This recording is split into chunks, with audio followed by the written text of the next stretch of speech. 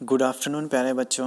BCom first year के सभी प्यारे बच्चों का मेरे इस यूट्यूब चैनल में होने वाले आज की इस ऑनलाइन क्लास में स्वागत है। प्यारे बच्चों, जैसा कि मैंने पिछले वीडियो में बताया था कि अपन सांख्यिकी के बारे में पढ़ रहे हैं। स्टैटिक्स का पेपर अपन ने लिया है, कॉस्टिंग का पेपर थोड़ा 5-10 दिन बाद में अपन शुरू करने वाले हैं।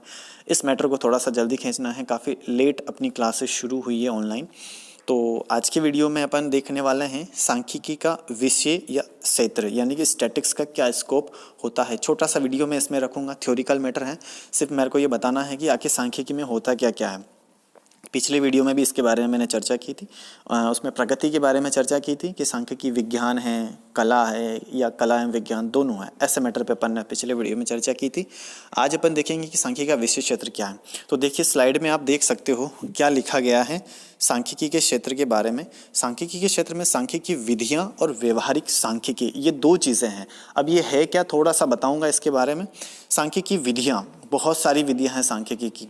जो समंक अपन जो पढ़ रहे हैं उनका एनालिसिस करने की, उनका विश्लेषण, उनका प्रस्तुतिकरण, उनका संकलन करने की बहुत सारी विधियाँ हैं। देखिए सांख्यिकी कहाँ से शुरू होती है और कहाँ पे ख़त्म होती है, ये एक पूरी प्रोसेस होती है। समंक के बारे में अपन ने चर्चा की थी प्रथम वीडियो में। तो समंकों का संकलन, ठीक है ना, संकलन यानी इनको संग्रहण करना, संकलन के बाद उनका वर्गीकरण, ठीक है, वर्गीकरण के बाद उनका होता है प्रस्तुतिकरण, प्रस्तुतिकरण के बाद उनका होता है विश्लेषण, और लास्ट में होता है उनका निर्वचन, इंटरप्रिटेशन जिसको बोलते हैं। ये एक पूरी प्रक्रिया होती है सांख्यिकी की। अब ये जो सांख्यिकी विधियां मैंने बताई है, संकलन की भी बहुत सारी विधियां होती है कि समंक डाटा को किन किन विधियों से आप संकलित संग्रहित करोगे, दूसरा किन विधियों से उनको वर्गीकृत करोगे, अलग अलग समूहों में, छोटे छोटे समूहों में उनको गुण या विशेषताओं के आधार पर विभाजित करोगे, उसकी भी बहुत सारी विधियां होती है। तीसरी उनका प्रस्तुतिकरण, प्रस्तुतिकरण का मतलब जिन लोगों के लिए आपने उनको समंकों को संकलित किया है उनको इस तरीके से उसको प्रस्तुत करें ताकि उसको आसानी से समझ में आ जाए। तो इसके लिए अपन टेबल्स, सारणियों का प्रयोग करते हैं, ग्राफ का प्रयोग करते हैं, ताकि वो आम लोगों को, जिन लोगों के लिए उनको संकलित किया गया है, वो आसानी से समझ में आ जाए। तो प्रस्तुतिकरण की भी बहुत सारी विधियाँ होती है। तीसरी विश्लेषण, विश्लेषण जिस उद्देश्य के लिए अपन ने उस सूचना या समंक को संकलित किया है उसका उद्देश्य, उसके निष्कर्ष निकालने के लिए अपन उसका विश्लेषण करते हैं। और विश्लेषण की बहुत सारी विधियां, जैसे केंद्रीय प्रवृत्ति के माप, समांतर माध्य, मध्यिका, बहुलक, कोरिलेशन, रिग्रेशन, ये सारी कैलकुलेशन या विश्लेषण करने की विधियां होती है। फिर आता है आपका निर्वचन करना, इंटरप्रिटेशन करना, ताकि अपन तुलना कर सके। तुलना करने के लिए भी बहुत सारी विधियां हैं। आपके टाइम सीरीज एनालिसिस है तुलना करने के लिए, फिर रिग्रेशन, कोरिलेशन भी है, बहुत सारी विधियां हैं, न्यूनतम वर्ग रीति, बहुत सारी विधियां हैं। तो ये सारी जो विधियां हैं सांख्यिकी की, ये एक इसके क्षेत्र का भाग है कि सांख्यिकी में ये वाला पार्ट भी है। एक पार्ट में तो विधियां आती है, दूसरा आता है आपका व्यवहारिक सांख्यिकी, ठीक है, दूसरा आता है आपका व्यवहारिक सांख्यिकी। व्यवहारिक सांख्यिकी का मतलब जो सांख्यिकी की जो विधियां हैं ना, उनको व्यवहारिक जिंदगी में कैसे प्रयोग करते हैं। जैसे मैं कहूँ मध्यिका बहुलक को अपन किसी भी इंडस्ट्री में, किसी भी उद्योग में उसको किस तरह से प्रयोग करेंगे। जैसे मैं बोलूँ आपको, बहुलक को एक क्या नाम से कपड़े बनाने वाली इंडस्ट्री में किस तरह से यूज़ किया जा सकता है। अगर आप बहुलक को वहाँ पर यूज़ कर रहे हो, बहुलक से क्या निष्कर्ष निकाल रहे हो, मध्यिका से क्या निष्कर्ष आप एक इंडस्ट्री में निकाल रहे हो, गवर्नमेंट या सरकारें जो होती हैं अपन आम जिंदगी में किस तरह से मध्यिका बहुलक का यूज़ कर सकते हैं, इन चीज़ों के उपयोग होते हैं। और इनसे काफ़ी बड़े बड़े डिसीजन मैनेजमेंट लेवल पे, उच्च लेवल का जो प्रबंधन होता है किसी भी इंडस्ट्री का, उसमें बहुत बड़े डिसीजन इनसे लिए जाते हैं। रिग्रेशन को किस तरह से, यानी कि प्रतिगमन को या सह संबंध को किस तरह से यूज़ करते हैं, आपका प्रमाप विचलन, आपका माध्य विचलन, इन सभी को व्यवहारिक जिंदगी में या व्यवहारिक रूप से उद्योगों में, व्यापार में इनका किस तरह से उपयोग किया जाता है, ये चीज़ें आपकी व्यवहारिक सांख्यिकी के अंतर्गत आती है। कि जैसे मान लीजिए रिलायंस इंडस्ट्री है, टाटा कंपनी है, ये टाटा कंपनी या रिलायंस कंपनी आपकी सांख्यिकी को किस तरह से, जो सांख्यिकी की जो विधियां हैं, समंकों को प्रस्तुत करने की विधियां या डाटा को कलेक्ट करने की विधियां, उनको किस तरह से काम में ले रही है, ठीक है। जैसे आप बैलेंस शीट बनाते हो, प्रॉफिट एंड लॉस बनाते हो, trading and profit and loss account बनाते हो, ट्रायल बैलेंस बनाते हो, वो क्या है, वो भी समंकों का ही समूह है, वो भी सांख्यिकी है। अब आप उसको प्रैक्टिकल जिंदगी में कैसे यूज़ कर रहे हो, प्रॉफिट एंड लॉस निकालने के लिए आप सांख्यिकी का प्रयोग कर रहे हो, बैलेंस शीट बना रहे हो, वित्तीय स्थिति की पता करने के लिए आप सांख्यिकी का यूज़ कर रहे हो, वो भी एक सांख्यिकी है प्यारो बच्चों। तो वो है आपकी व्यवहारिक सांख्यिकी। बाकी इसमें और कुछ है नहीं। तो ये सांख्यिकी विधियाँ आपकी सांख्यिकी के क्षेत्र के अंतर्गत आती है और उन विधियों को अपन व्यवहारिक ज़िंदगी में किस तरह से काम में लेते हैं वही आपकी व्यवहारिक सांख्यिकी कहलाती है। बाकी का मैटर आप इसमें अंदर से पढ़ सकते हो। मैंने मोटा सा जो कंक्लूडिंग मैटर है वो आपको बताया है।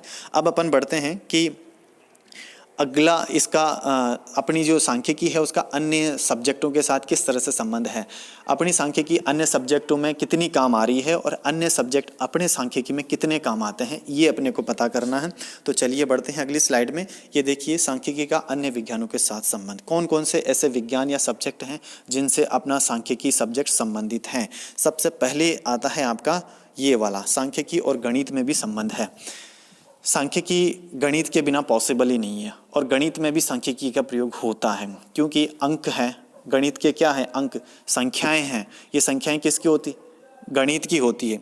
तो सांख्यिकी और गणित एक दूसरे से संबंधित हैं।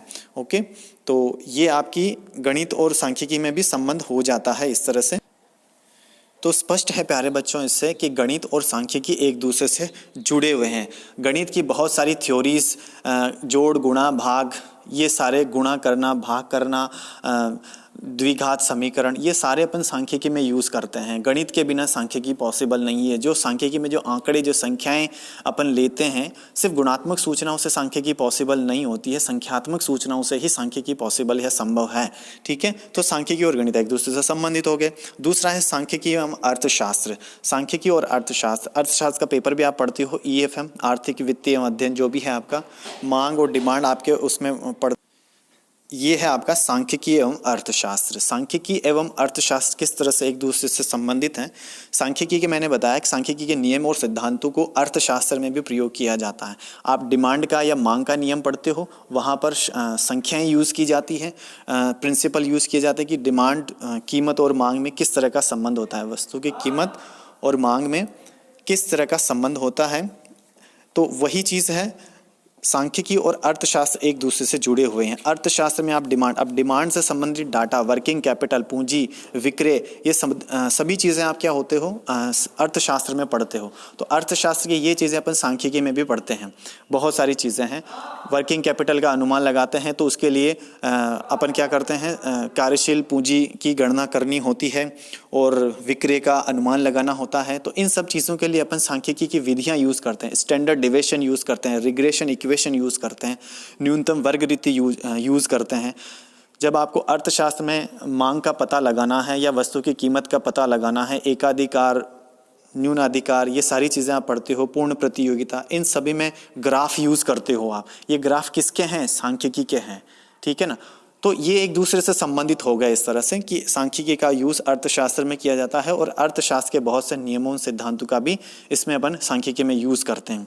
रिग्रेशन इक्वेशन हो या कोरिलेशन का चैप्टर हो, इसमें आपके अर्थशास्त्र के जो नियम होते हैं उनको पढ़ा जाता है। ठीक है, तो ये इससे भी एक दूसरे से संबंधित हो जाता है। आगे क्या लिखा गया है, सांख्यिकी एवं अन्य सामाजिक विज्ञान।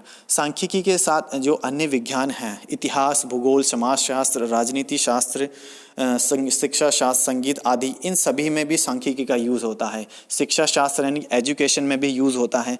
बहुत, हम जैसे आप लोगों के एडमिशन करते हैं तो एडमिशन के लिए हमें बहुत सारे डाटा आपके चाहिए होते हैं, तो उसमें सांख्यिकी का यूज़ हो रहा है। समाजशास्त्र, बड़े बड़े जो समाजशास्त्री होते हैं, जो समाज सुधारक होते हैं, उनके समाज के बहुत सारे डाटा चाहिए होते हैं कि किसी जाति में किस जाति के लोग कितने हैं, किस में कितने लोगों में कौन सी प्रथा प्रचलित है, सती प्रथा, बाल विवाह, ये सारी प्रथाएं, ये समाज सुधारक जो लोग होते हैं इनके डाटा इनको चाहिए होते हैं। फिर उसके हिसाब से ये लोग उसमें काम करते हैं। नेता जो लोग होते हैं इनको बहुत सारी चीज़ें चाहिए होती समाज की।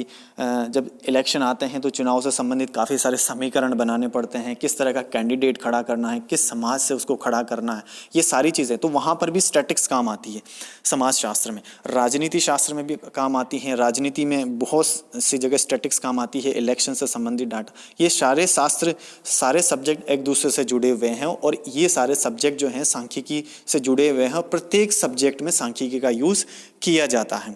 ठीक है, राष्ट्रपति के चुनाव हैं, उनके परिणाम निकालने हैं तो उसमें सांख्यिकी का प्रयोग होगा। चुनाव में किस तरह के स्टैटिक्स का यूज़ होता है आपको बहुत अच्छी तरह से पता है। हर चीज़ में, हर विज्ञान में विज्ञान की जितनी भी ब्रांच, जैसे बोटनी है, प्राणी शास्त्र हो, जीव शास्त्र हो, तरह तरह के विज्ञान हो, उन सभी में, न्यूक्लियर साइंस हो, वहाँ पर स्टैटिक्स का यूज़ होता है। सांख्यिकी तथा प्राकृतिक विज्ञान, प्राकृतिक विज्ञान का मतलब प्रकृति से संबंधित जितने भी विज्ञान हैं, भूगर्भ से ले लीजिए आप, धरती के नीचे की स्थिति क्या है, आसमान में क्या पोजीशन है, रॉकेट भेजना है, हवाई जहाज़ उड़ रहे हैं, हेलीकॉप्टर चल रहे हैं, तो इन सभी में क्या है, स्टैटिक्स यूज़ हो रही है। तो यही है सांख्यिकी एवं प्रबंध विज्ञान में भी संबंध है। तो ये ज़्यादा मैटर नहीं है, इसको तो थ्योरी को आप खुद भी पढ़ सकते हो, इसमें सिर्फ मैं आपको बताऊंगा कि ये विज्ञानों से इसका संबंध है। तो ये लास्ट मैटर है आपका इसका इंट्रोडक्शन वाले चैप्टर का। फिर अपन अब थोड़ा सा प्रैक्टिकल चैप्टर में आएंगे, कुछ एक थ्योरी का मैटर और है, उसकी चर्चा अपन अगले वीडियो में करेंगे प्यारे बच्चों। तो आज के लिए इस क्लास में इतना काफ़ी है। आपने इस वीडियो में देखा सांख्यिकी का क्षेत्र क्या होता है, व्यवहारिक सांख्यिकी विधियाँ उसमें शामिल होती है, और सांख्यिकी का अन्य विज्ञानों के साथ संबंध, इसके बारे में अपन थोड़ी सी चर्चा की है। तो अब अपन ने जो अगला चैप्टर होगा वो सांख्यिकी के कार्य, अविश्वास, इसकी सीमाएं, इस पे बेस थोड़ा सा छोटा सा 1 या 2 वीडियो मैं उसमें बनाऊंगा। तो मिलते हैं अगले वीडियो में प्यारे बच्चों। Have a nice day.